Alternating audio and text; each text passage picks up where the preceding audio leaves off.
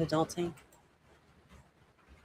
I don't know about you, Francine, but Oh, I the am tired of dishes and laundry right? and cleaning the bathroom. And picking up dog poop. You'd think at 2 years old she would be potty trained by now, but maybe I just haven't adulted enough. She hasn't adulted enough. Okay, so it's not my fault. No, no, of Okay, course not. thank you. And you know what? We want our guests to know that it's not your fault that you forgot what gave you joy when you were a kid. Hey, Mark. So tell us, Mark, what did you love to do when you were a kid that kind of fell by the wayside when you became an adult? That's what we're talking about today. Because sometimes, you forgot the milk when you went to the store. And so that kind of consumes all of your brain. And even, I find sometimes in the evening when I'm done working, I just don't even have any brain energy left to even consider a topic like this. I just want to stare at the wall and be done for the day. You feel me? You want to know the secret? Only do Yes. what, uh, only do what's fun. Only do what's fun. uh, But you know what? Even though I designed my life to only do what's fun, by the end of the day, I still have problems getting all those brain cells or ducks. Picture the brain cells as ducks. I have problems getting them in a row. It's more like trying to herd cats. it it looks like you have a whole herd behind you. I do. I have a whole flock of sparkle feathers. So it's definitely a flock, not a herd. Well, I don't know. I think I need a new word because he's a unique creature all of his own. So, okay, Sparkle Feathers is like no other. He's not a duck. He's not a penguin. He's just a creature all his own. Just kind of like all children are their own unique selves. So he needs a word all his own. So tell me, if you are watching this, what would a group of sparkle feathers be? What would a group of sparkle feathers be? Oh man, my brain is telling me I know this, but it is not coming to Okay, don't stress over it, everybody. This is just something fun. Help me name a group of sparkle feathers. I don't think it's a flock, and I don't think it's a herd. He needs his own special word. I am going to go hang out in the room with my parakeets and all of their feathers that are on the floor. And I know I'm going to come up with a perfect word. There you go. So that is your homework assignment for this week. And I'm going to ask everybody again next week, what should we call a group of sparkle feathers? And this is my way of not adulting. When I get tired of the bookkeeping and the worrying about my taxes and the trying to book a flight, I think of important things like, what should we name a group of sparkle feathers? Hmm. Now that you mention it, I do notice that on the days that I'm doing more fun things, like I'm working on a song and then I'm playing on Canva and I'm making a bunch of stuff, and then I don't know, I'm using ChatGPT to figure out how to make dinner with the like random things that are in the pantry and in the refrigerator. All of these like little creative things give me energy rather than drain my energy. So I don't really feel so tired by the end of the day if I have a day filled with those kind of things. Yes, I agree with you 100%. And I just want to read some of these comments that Mark typed in. Dreams and job ideas. He wanted to be an officer in the military. So his dream did come true. He was an officer in the military. And then Mark said we should call a group of sparkle feathers a convention or a glaggle. Maybe we should just call them a sparkle of sparkle feathers. No, that's too many sparkles. Too many never too many sparkles. But yeah, I know. As soon as I said that, I was like, "Wait a minute, there's not too many." Well, it might be a little redundant. Yes. All right. Well, we'll keep working on it. It's okay. It does sound like we are rambling here, but this is what today's topic is. What brought you joy before life got busy? And if you don't remember or you don't do it anymore, find a way to reconnect. So, one thing that I did when I was younger that I feel like probably suffered more than anything, although I still probably do it more than a lot of people, but just going out in nature and hiking around in the woods in different places, just exploring a lot. I feel like the older I got, I didn't have time to drive as far, so I'd maybe just be walking the same area over and over again. So the exploring element was a little less obvious. I would have had to look for it more, but usually I was also just so busy, like caught up in my own thoughts and stuff, that even though I was walking around, I wasn't really paying attention to the little things that I could have been discovering while I was out on my walk. Well, you want to open up some creativity. I took sparkle feathers on a little day trip. First, we went to a writer's fair at the public library, and Sparkle Feathers had a great time. He was just so photogenic, and he got his picture taken with different people, and there was even a display, and he sat up on the display like he was a display in the library, like he was in the art museum. So we had a good time with that. Then I had a little bit of extra time, and we went to the river, to a park. And he sat on a rock and looked at the river, and he posed for a picture in front of the Jacksonville skyline. So it doesn't take a lot to reconnect. I was there 5-6 minutes at the most, but I was giggling the whole time, and I made people around me giggle doing that. You know what that reminds me of? Well, my mom.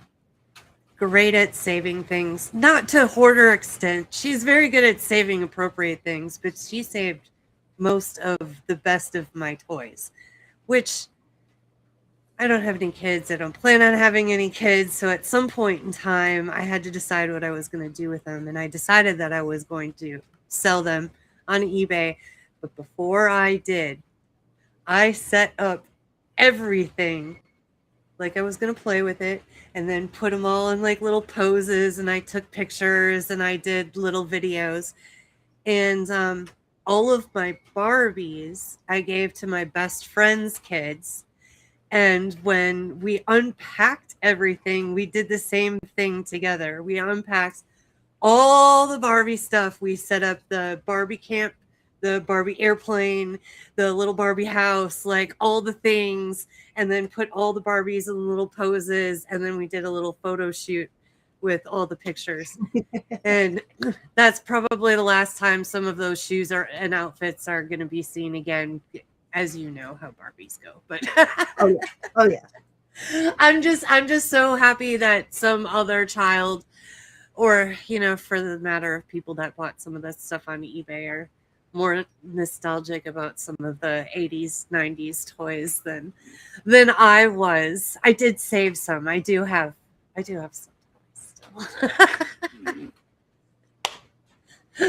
But that's something else that I don't do much anymore now that I'm so busy. I have photo albums that I like going through and just remembering some of the old stuff. And that Toda Toys, what is it there for? But to every once in a while open it up and be like, whoa, remember this?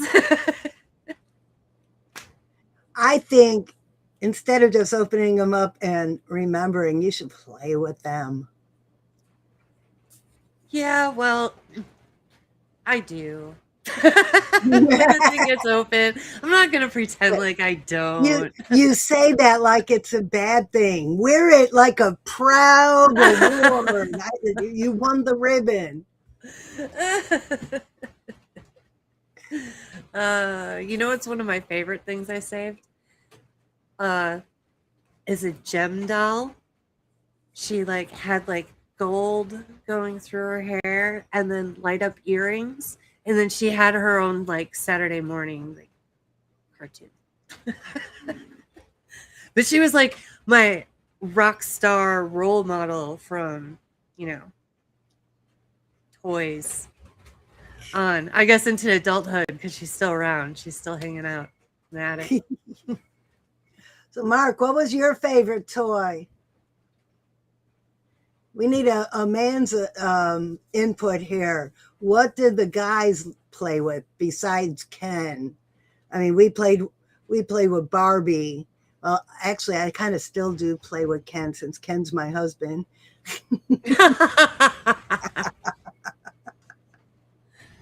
Oh, good stuff. His hair's let's see. He's having a bad hair day.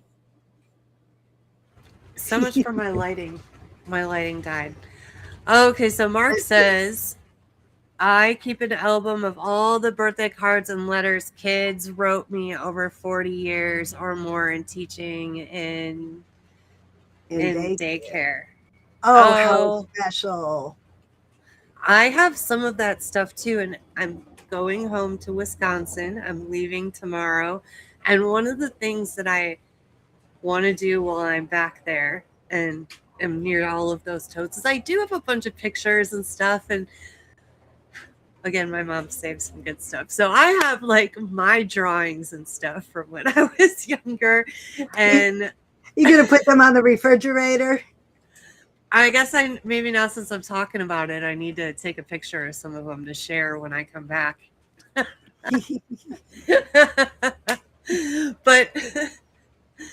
But yes, I also have some pictures from when I was a teacher's aide, and I don't know if it was silly to save them, but now I know from Mark it was not silly. It was not silly. Anything that brings you joy is not silly. And let's see. Oh, I knew it. Mark's a G.I. Joe and Army man. Mm-hmm. Oh, fantastic. Okay, so it wouldn't be like me to not get even deeper on this subject.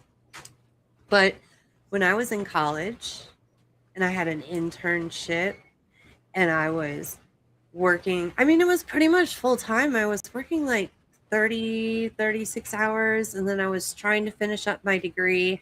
I was also working at the campus radio station and all of this stuff. Oh, wait. We forgot the most important element of this whole story.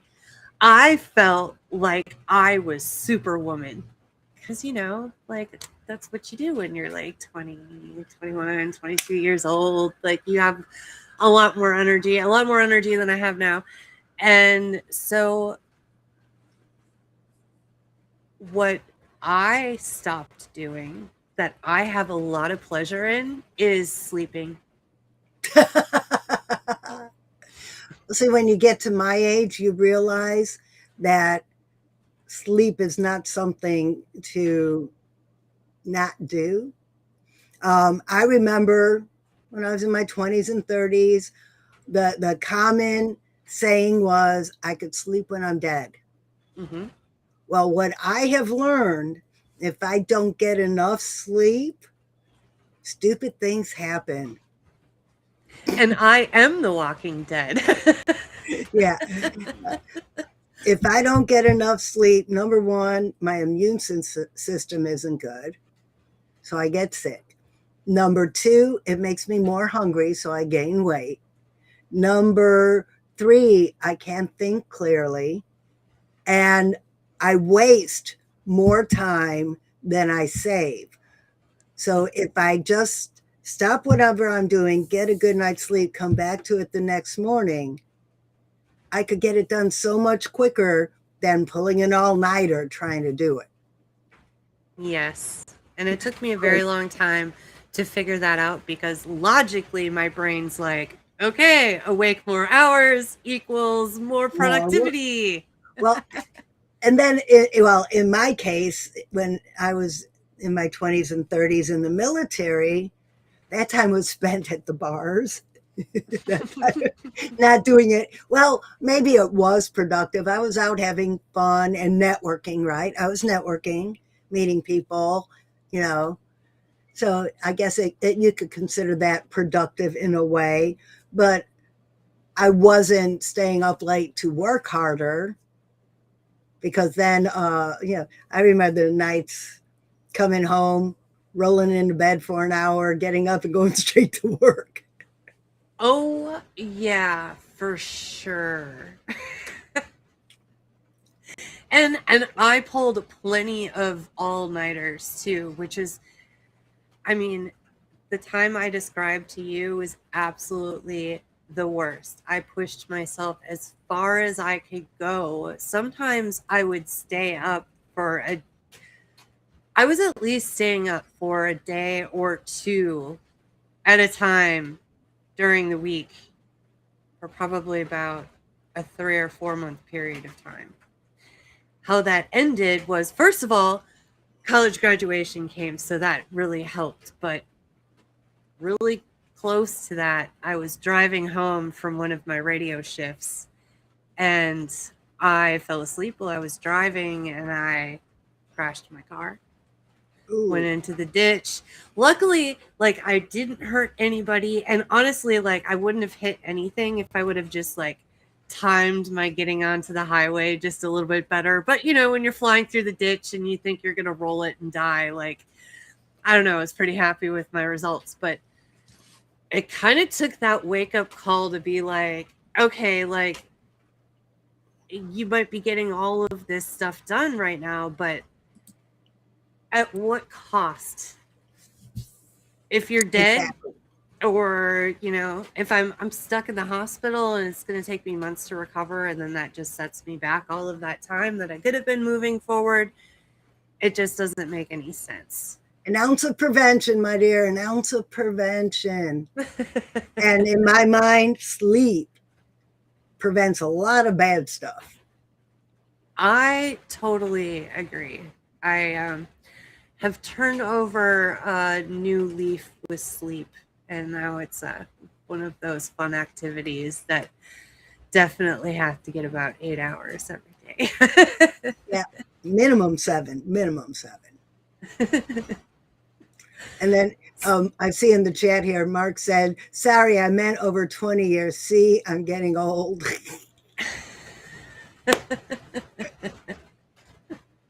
Oh, and Mark hates getting no sleep. I had FOMO, man, especially when I was younger. I was going to miss out on stuff if I was sleeping. Oh, yeah. So, Oh, yeah. Francine, I want to know, when life and adulting started getting carried away for you, what was something that disappeared from your life all of a sudden? creativity. Just being in the military, they tell you what to do, where to do it, how to do it, what to wear while you're doing it. So I lost a lot of my creativity. And I did not Yeah. reconnect with that till I was in my 50s. Really? It took you Yes. that long? And when did you leave the military? Well, in a way, I retired from civil service where I worked for the Navy. So that was very military ish. Even though I was a civilian, I worked for the military. So let's just say I was in my 50s when I left the military for good. I retired when I was in my 40s. Okay, I got it.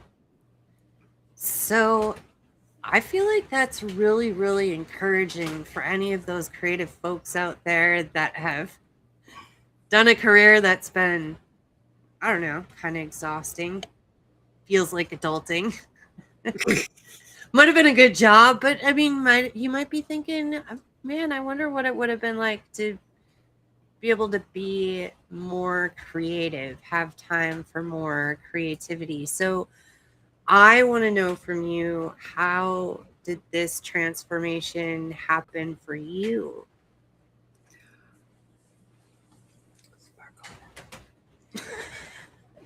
Actually, Did he come to you in a dream?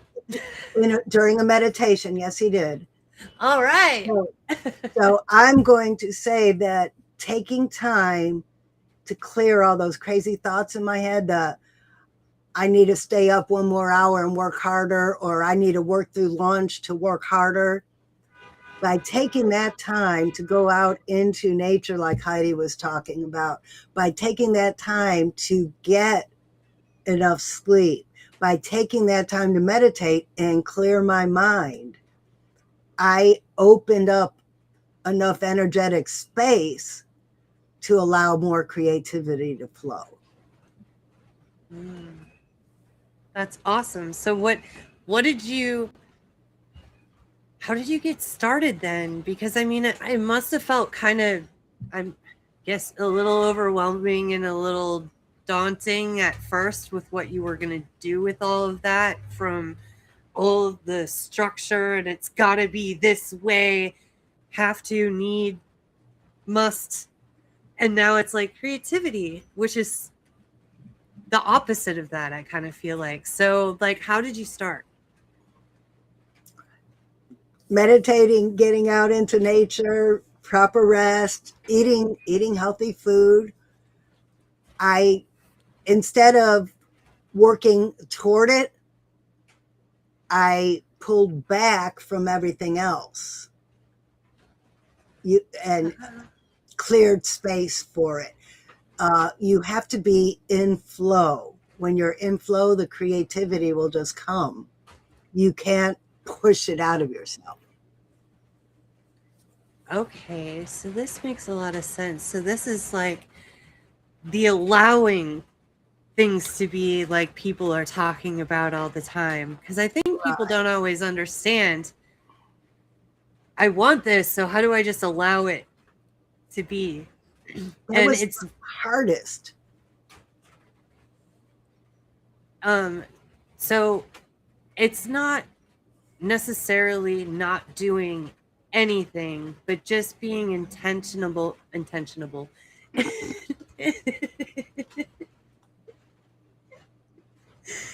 intentional about small habits that basically support your mental and physical well-being. Exactly. That is it in a nutshell. And then add one more thing: self-reflection. Yes. Because if you're living in denial and blame, that closes off everything you're trying to open up. It's true. It's a very different thought process in the brain, a very different area of the brain that you're using from these two spaces that we're talking about. The adulting, the survival thought process. It's comes from the left side of your brain, and this creativity and the flow that you're talking about comes from the right side of our brain. So there is a lot of power in recognizing what state of mind that you're in to be able to unlock more joy and happiness, and well, just let your inner child out to play, right, Francine? Right. Well, I want to take this one step further. Consider the caveman. Okay. He had this terrible problem. It was cold and he was cold and he needed a fire. Well, he doesn't know what fire is yet. And as long as he stayed in his cave, all hunkered down, all, oh my God, I'm cold, I'm cold, I'm cold, nothing would ever have happened. He had to allow the creative flow to invent fire. So it's not just creativity and writing books and music and painting. It's the creativity to solve problems. So in a way, I did use my creativity in the military, because as a 5'2" woman, I had to find creative ways to do some of the tasks the big, strong men did. So I did use my creativity, but I had to stop, take a look at what was going on, see what I had available, what resources I had available, and figure out how to use them differently. Had I tried to do it the way the men did, I would have either hurt myself or failed. So I had to take a step back and creatively enter that task to figure out how I could do it myself using the resources I had around me. So, kind of the same thing. I worked at a Halloween store. I mean, that's kind of creative, but Yeah. I guess in all retail, there's like a planogram or something like that. And a lot of the stores that I worked in before fireworks and before Halloween, there was kind of this guideline to follow where all the product kind of needed to fit onto the wall. But when I got into fireworks and I got into Halloween, it was up to me to set it in the right place. Oh my goodness, did I love those days? Those days where I'm just like, this one's going to have 3 rows and 3 facings next to this one, which will have 2. And I used to be so excited to come to work on those days. Did you feel that kind of way? Did you catch on to the fact that you were in this flow when you were maybe in a job that was like adulting?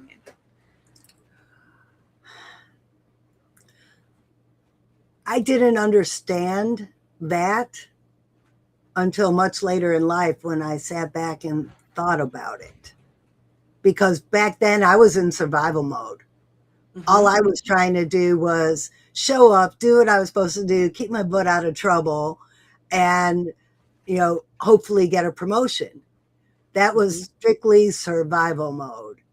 But when I stepped back and I looked at what I did, I'm like, well, that was pretty ingenious. Mm-hmm. It was like your moments where you were tapping into your creative superpowers, but in that moment you didn't recognize it yet. And I think I was in the same boat. And I think toward the end of it was when like I was starting to have this awareness, mainly because the retail jobs were kind of getting old. Like I was just kind of over it after doing it for so many years. And I was also had gotten a life coach by this time. And I started paying attention to some of these small ways that creativity can boost my energy and my happiness. So, hi, Jody. Hey, my fellow Jody. Author, soldier mom, Erie Mark McGraw.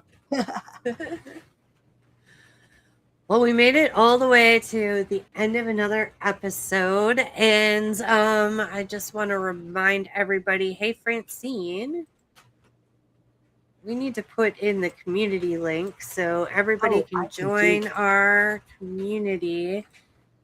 I got it here on the main one, but I don't know if you got to get it on your pages. I can do that. But once you get into our community, you click on the events, and we have portal parties that pop up all the time. So they will show up there with the place that you can join the Zoom link. And Okay, there's well, a spot where you can add it to your calendar.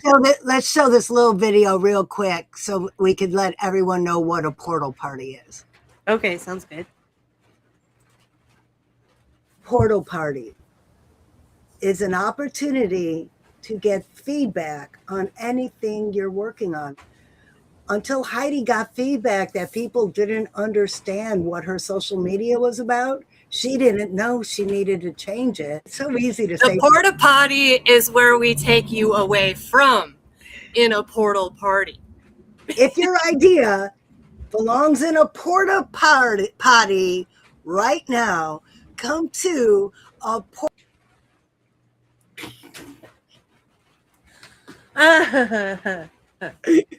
My favorite part of that whole video is the porta potty in the middle of the office. I know. That was a stroke of genius, creative genius when I found that.